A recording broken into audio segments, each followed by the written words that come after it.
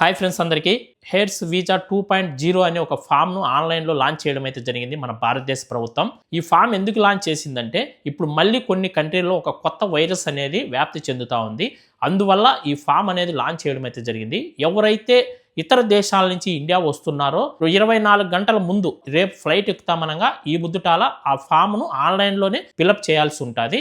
అది చాలా సింపుల్, మనం ఎవరైనా చేసుకోవచ్చు చదువుకున్న వాళ్ళైతే కనుక.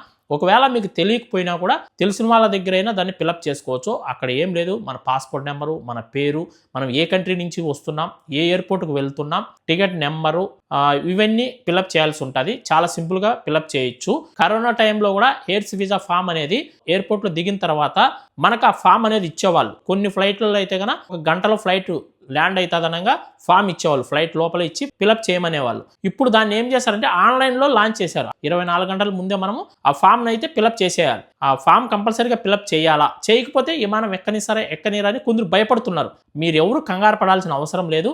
ఇక్కడ ఎవరు మనల్ని ఆపరు.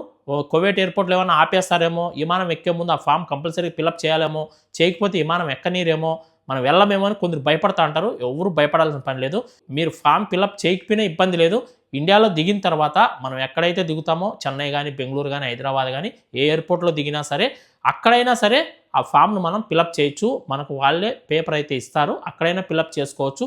మనకు తెలియకపోతే ఎవరో ఒకరు తెలిసిన వాళ్ళు మనకు ఫిలప్ చేసి ఇస్తారు. ఎవరు ఇబ్బంది పడాల్సిన పని లేదు. కరోనా టైంలో సేమ్ ఇలానే హెయిర్స్ వీజా అనే ఫామ్ లాంచ్ చేయడం అయితే జరిగింది. ఇప్పుడు మళ్ళీ హెయిర్స్ వీజా 2.0 అని కొత్తగా లాంచ్ చేయడం అయితే జరిగింది. దానికి దీనికి పెద్ద డిఫరెంట్ అయితే ఏం లేదు. కొందరు అయితే కనుక కంపల్సరీగా అది ఫిలప్ చేయాల్సిందేను, చేయకపోతే ఫ్లైట్ ఎక్కనీరంట, ఎయిర్పోర్ట్లో ఆపేస్తారంట అని కొందరైతే వీడియోస్ కూడా చేశారు.